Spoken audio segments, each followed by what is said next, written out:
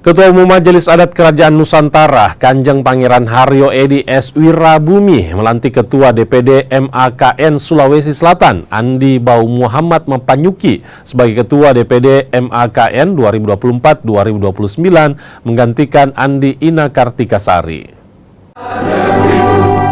Majen TNI Purnawirawan Andi Bau Muhammad Mapanyuki yang dikenal sebagai Panglimata berjanji akan menegakkan kembali adat istiadat di Sulawesi Selatan bersama para keturunan Raja Sulawesi Selatan serta membantu pemerintah dalam membangun serta menjaga marwah adat dan budaya Sulawesi Selatan.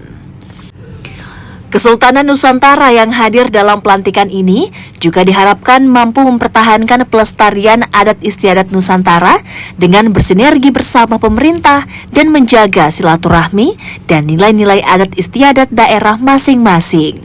Cikal bakal perjuangannya para leluhurnya Sulawesi Selatan dulu saat bersatu melawan Belanda ya, dan kemudian melahirkan pahlawan-pahlawan nasional di sini.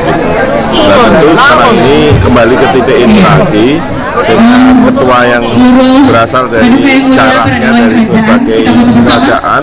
Saya berharap ini menjadi titik awal menjadi bersatunya kembali seluruh Sulawesi Selatan. Ketua DPP MAKN yang mulia Kanjeng Pangeran Haryo Edi S. Wirabumi mengungkapkan bahwa pelantikan ini melalui proses yang panjang dan ini adalah bentuk dari cikal bakalnya dari perjuangan para leluhur senusantara yang melahirkan perjuangan kemerdekaan bangsa ini. Saya kira jelas ya bahwa MAKN punya tujuan ingin membantu program-program pemerintah, terutama masalah yaitu tadi masalah budaya, tradisi dan adat istiadat dan seni dalam hal ini.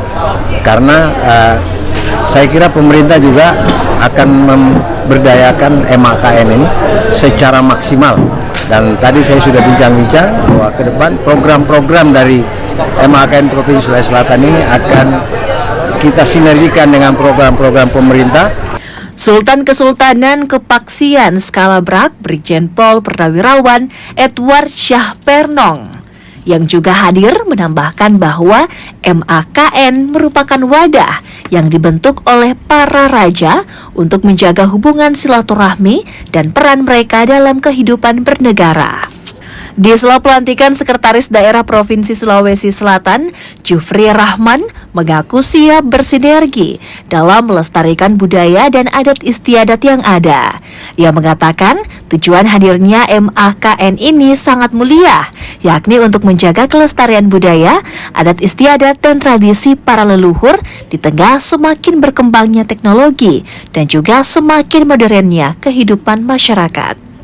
Usman Afandi, Kompas TV Makassar, Sulawesi Selatan.